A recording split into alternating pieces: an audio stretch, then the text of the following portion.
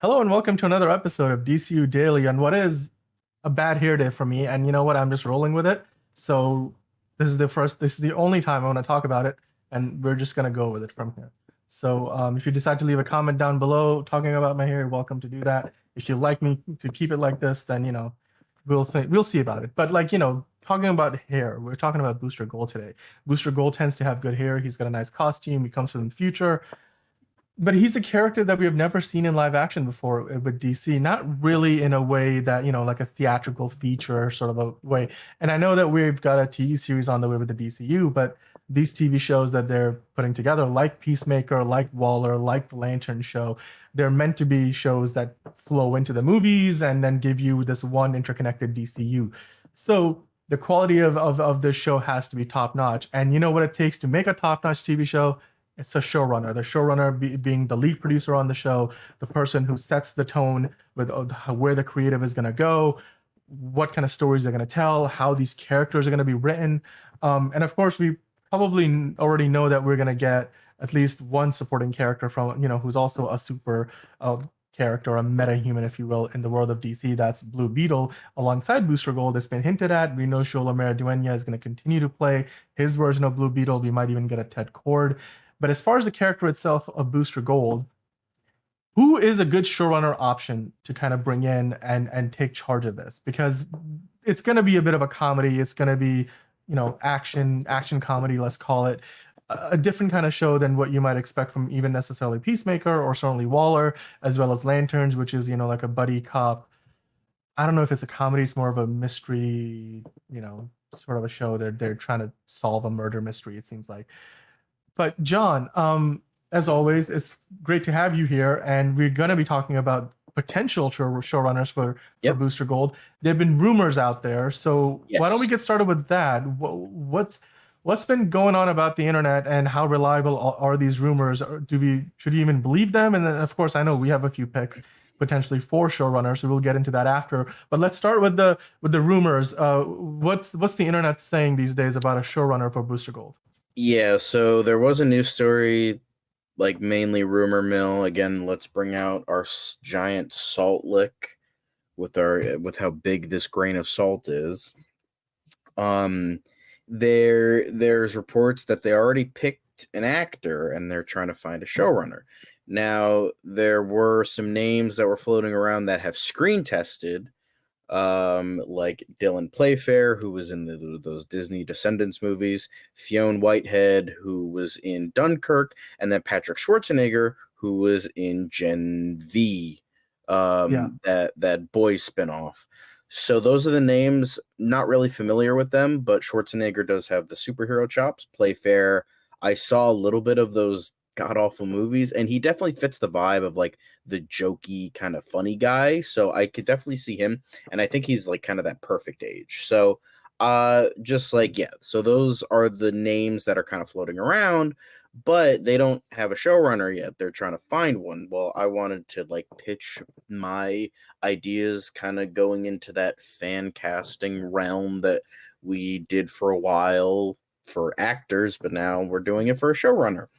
So I felt that it was just like interesting, because I think there's some good people for the roles and whatnot. So the first name I wanted to have, so like I think could be a good showrunner, in terms of superhero chops, because he is working on a great show right now. He's working on its final season. A lot of fans love it. Not exactly a comedy, but it does rely on a lot of action, and that might help. And I think he might be able to change tunes from more dramatic to more comedy. That's Todd Helbing. He worked on a lot of stuff. He worked on not Spider-Man, Spartacus, and Black Sails as a producer.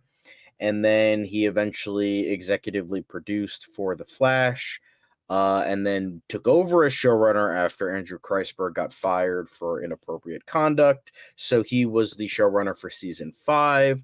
And then he eventually left to work on Superman and Lois, which is in its final season. Now, with how everything's kind of matching up, it seems like he's going to be leaving, and then Booster Gold is going to start like kind of pre-production soon. So I feel like, you know what, give the guy another chance. Bring him in. I mean, Andy Muschietti's getting another chance after the god-awful Flash movie. I feel like it makes sense to, bring Todd Helbing back. He did write some great episodes for the Flash, and he, has done an exemplary job as showrunner on Superman and Lois. So you know what? Give him another shot. Yeah, the tones are going to be a lot different, but Flash had a lot of comedy in its show. So I think that could work. And, I know comedy is really hard. It's a lot harder than people think it is to really get right, but I think he can do it. I think he can do it. I would love to see him in this more. And I know that James Gunn kind of doesn't really want to, bring like the CW guys into the new DCU, because I remember Mark Guggenheim had a fucking hissy fit about that. He's like, I didn't get a call. It's like, yeah, because your shows suck. So, the Superman and Lois was like the good one. So, like, I'd like to have him be brought in, and he's worked on great shows in the past that were not I CW mean, related. So I Black think Sails is a great show. I've Like heard for it's some, and excellent. it's so far removed from anything superhero related, and yet you're getting some top-notch writing in that show. Yeah, I think he has, and Spartacus, of course. You've got the track record there between those two alone, and then to have that pedigree of the Flash and Superman and Lois. Um, and he's also not a name that people would be the first name to come to people's minds, Mhm. but he's got a resume to back up, Oh, most his definitely. credentials, essentially, like if he's submitting an application, or just talking to James Gunn about potentially coming on board.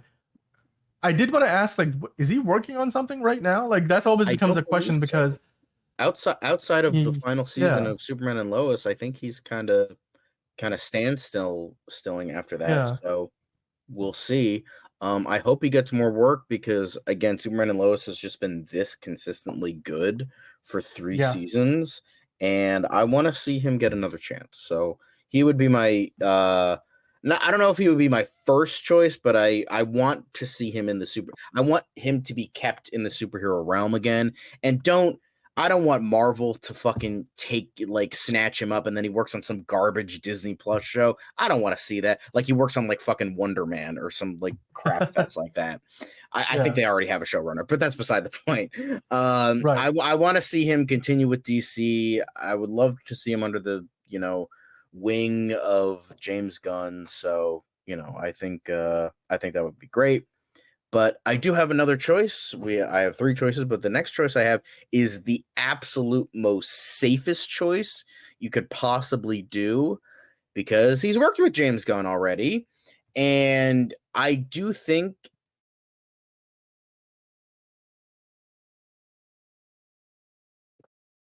Oh, I think John, you froze up on us there. I'll let you recover, but we are talking about Jody Hill. Um, he's already been working on Peacemaker, so he's definitely got. am I back?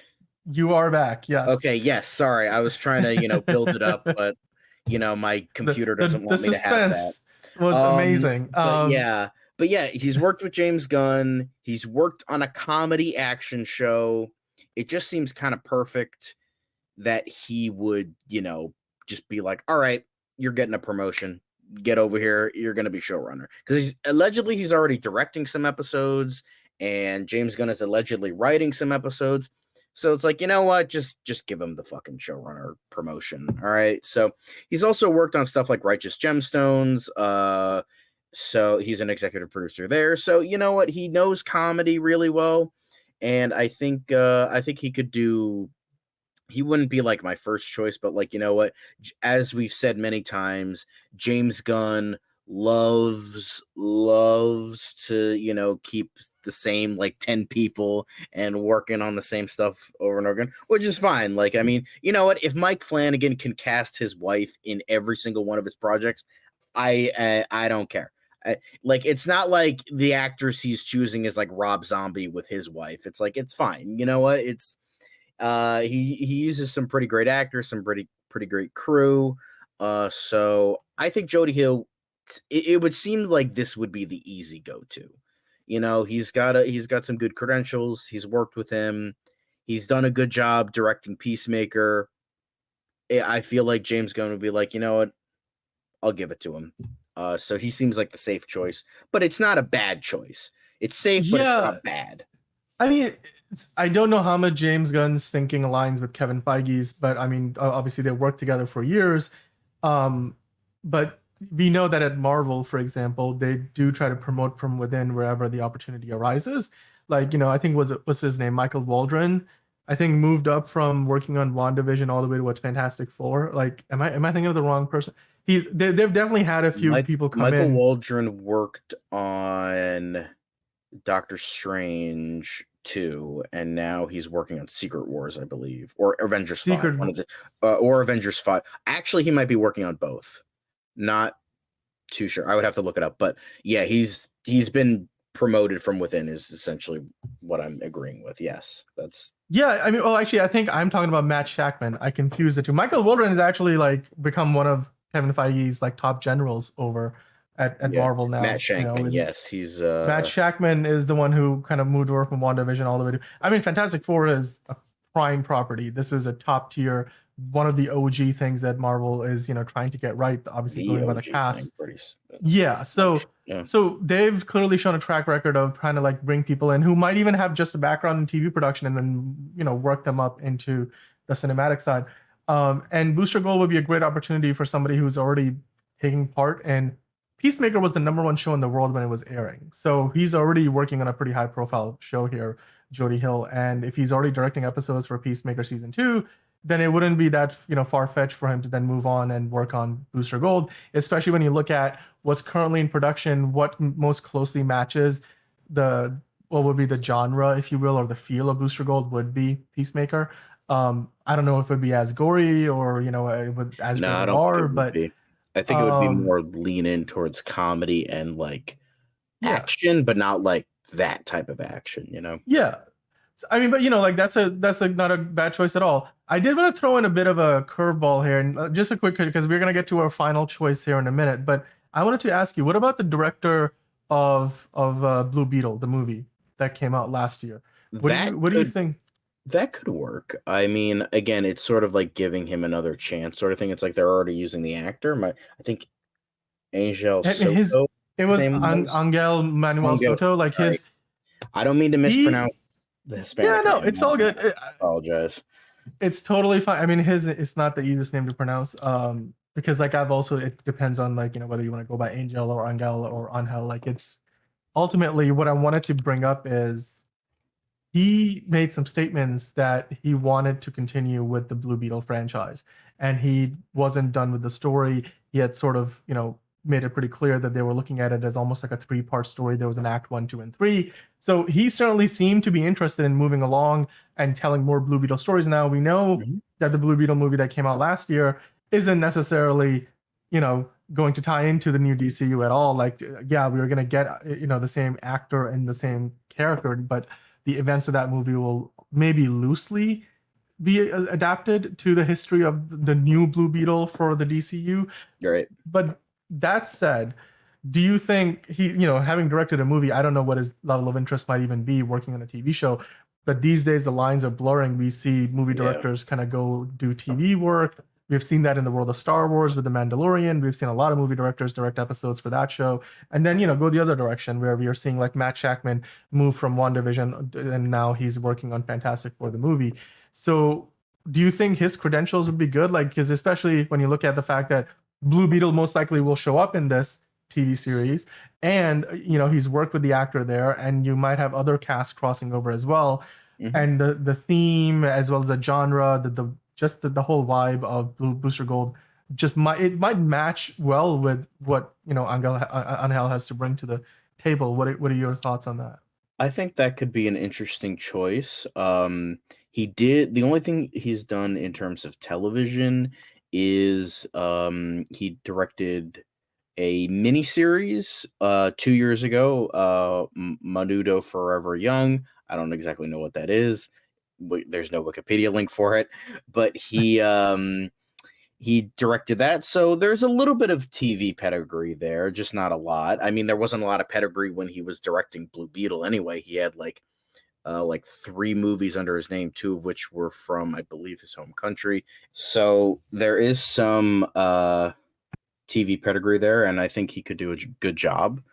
So I think that that's definitely a good like mention, kind of like an honorable mention is what we've been talking about here, because honestly, you know, having it's so likely that Blue Beetle is going to show up in Booster Gold, as in the Jaime Reyes version, in addition to probably the Ted Kord version. So it makes sense that someone who's worked with the character, that's the actor, is it's already confirmed that the actor is going to show up again. So might as well use him, right? So I think that was I think that's a good I think that was a great addition. I think I would like to see more from him, and he would I think he would do a good Yeah. job, because he nailed Yeah, the I mean, comedy here, he nailed the action here, so I think he could do it. yeah, and I thought the visual effects were also pretty fantastic in that movie. It was a movie that sort of knew what its size and scale was, and they took advantage of that, and they did really well with what they had available. And ultimately, it was a movie that was meant to go on streaming that they put out in theaters.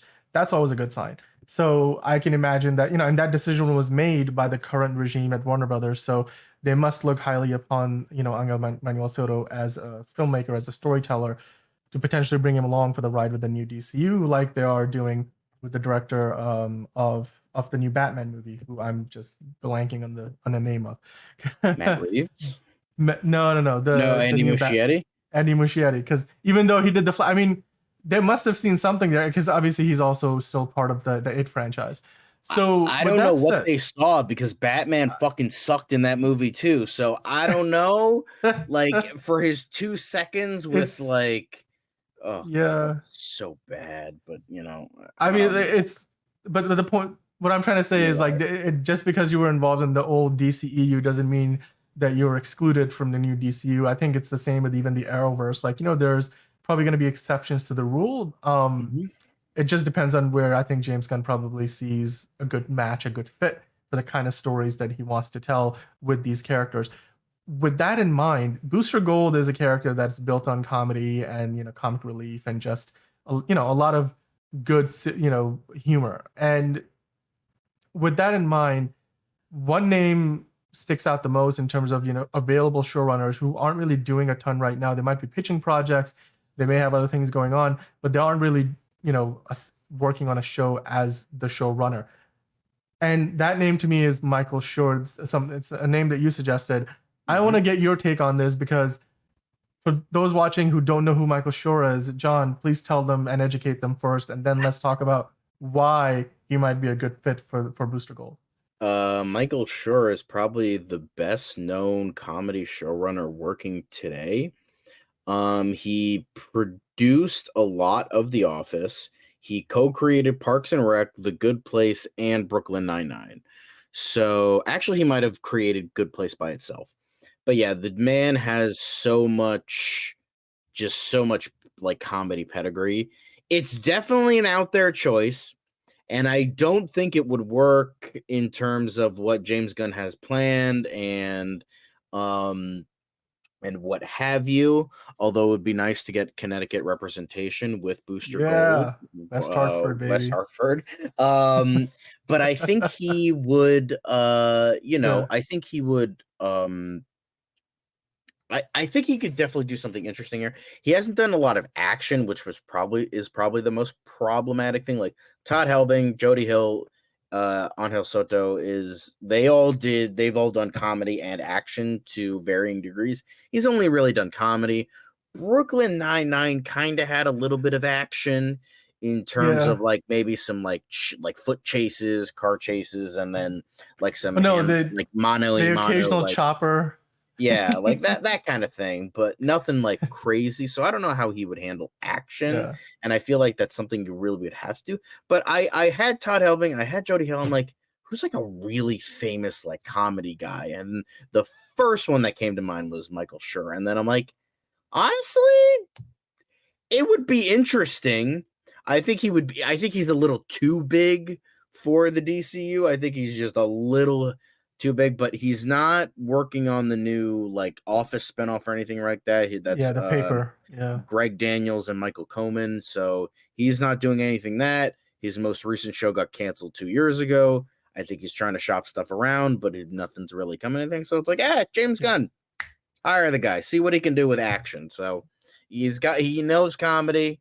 Let's see what he can do with action. Let's see. So I think Michael Schur could be an out there and weird choice, but definitely an interesting one. I would love to have him just as Mo, like just cameo in Booster Gold as that. Like I just want an Office crossover with the DCU. I mean, it's two different studios. I don't know how that would work, but do you think that the shows will have very different identities with these different showrunners, or do you think that ultimately what the show looks like will be largely pretty similar because that direction sort of comes from James Gunn, Peter Safran down, and then whoever kind of steps in is mostly just coming in to, kind of shepherd that along, maybe add in a few details, fill in a few blanks. Mm-hmm. Like how much creative control do you think these showrunners have as storytellers with these? I mean, and of course, this could apply to not just Booster Gold, but also other programming. We know that Peacemaker, James Gunn is closely involved with, so he naturally has a lot of say in.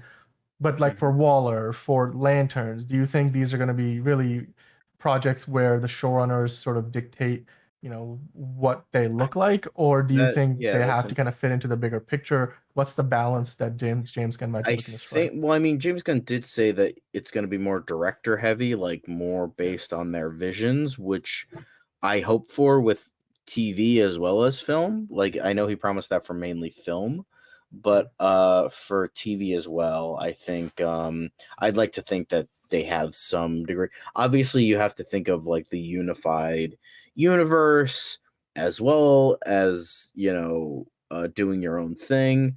But I think they might have a little bit more than say Marvel. So yeah, I think there would be like a balance of like yes of both, but a little bit more towards a creative vision there. It's like, all right, you got to think of unify, you got to think of cinematic universe, what we have planned, but you get to have fun with it. So I think I'd like to think that that's the case here as well, even for TV. That's fair. I agree. I think ultimately, regardless of whether you go with Michael Schur, Todd Helbing, or Jody Hill, you've got three fantastic options here to pick from. So James Gunn, listen to me. Random douchebag on the internet, listen to me. I mean, it's going to be hard to take Michael Schur away from over at Universal because a lot of his big shows have been with them, like, whether it's The Office, Parks and Rec, or Brooklyn Nine-Nine, even The Good Place. So if you were to look at this and talk about who's the most likely, I would say it probably would be Jody Hill because he's already in that ecosystem. But Michael Schur is a fantastic storyteller, and he's, like you said, the most high profile of the bunch. And Todd Helbing, he's already got some DC credibility as well. In fact, he's got a project that's currently in the mix, even though it's not part of the DCU. It's probably the most well-received TV show outside of Peacemaker that DC has come up with over the last 10 or 15 years. So you've got three all-stars here, and no matter which direction they go with, if they were to pick them, one of them, I think it would be, or even just bring him in like as writers. Like, you can have multiple executive producers, they write episodes. It happens all the time where you can kind of put a team together. We know they've put together a very strong team for Lanterns, and we dove into that a week ago, I believe. And, that's out there in the world. You guys can go on the channel and check that out. And of course, if there's any more updates regarding that, we are still waiting to see who they cast in the roles for the Lanterns. We're still trying to figure out who is going to play Booster Gold, and even who's going to play Ted Kord's version of Blue Beetle, because we know that Joel Maridueña is going to continue to play Jaime Reyes as the other version of Blue Beetle, the younger version. I'm excited about this show, regardless of which direction they go with the showrunner. Ultimately, I think this is one of those properties where I remember when Marvel announced Moon Knight, and the internet collectively lost his mind over a character that seemingly nobody cares about. Like he's not Batman, Superman, Iron Man. I care about I'm Moon just Knight, saying, and I will say, fuck the Disney Plus version because that's not Moon Knight. All right, Yeah. get that out of here. Well, If but I'm not seeing Moon Knight yeah, cut someone's face off and keeping it as a trophy, I don't care. Like, Moon Knight needs to be NC yeah, 17 at the least, I see and that's the 17. highest you can go. Like, get that sanitized Disney crap out of my fucking Moon Knight. Get that Well, out of here. I was gonna say supposedly there's a season 2 coming, and Marvel is experimenting with more rated R stuff with Echo and of course Deadpool and Wolverine. So who knows? Maybe Oscar Isaac will be able to do a bit more damage in the next season of Moon Knight. But as far as DC goes, I think Booster Gold was their equivalent of that. Even the two very different characters. When we heard that Booster Gold was on that slate, when James Gunn made that announcement, people were like, "Whoa, this is amazing! Give me more! Like we need more of that." I mean, for me, Booster Gold, Martian Manhunter, there's like a few characters like that in the DC Pantheon who for some reason just don't get enough love. I mean, Lanterns, of course, that was another one that's just been in, development hell for 10 years. So we'll see where these characters go. I mean, John, you made some fantastic picks here as always, and we'll see who ends up, getting the job. We know there's rumors out there, but nothing really credible. But if there is news breaking with an official showrunner for Booster Gold, then we'll be right back here talking about it. Until next time, guys, on DCU Daily, go out there, watch something DC related, and then come back and talk to us about it, whether it's Booster Gold, whether it is Blue Beetle, whether it is Superman, Batman, Wonder Woman, Hawk Girl, or if you are interested in watching Superman and Lois, the new season coming out. Of course, Joker Fall They Do is coming out later this year, and we've got other DC properties, like the Penguin show as well later on in this fall. It's going to be a busy fall for DC programming. So we'll be here talking about it. Dead Boy Detectives, we recently reviewed that. That's going to be on the channel, so check that out as well. That's on Netflix. So there's a lot of DC stuff to watch, and we invite you to go watch that, and then come back and talk to us about it. We'd love to hear from you. Like and subscribe as always, helps us out with the YouTube gods and the algorithm. And John, as always, it's been a pleasure to have you on the show, and we'll see you back here next time on DCU Daily.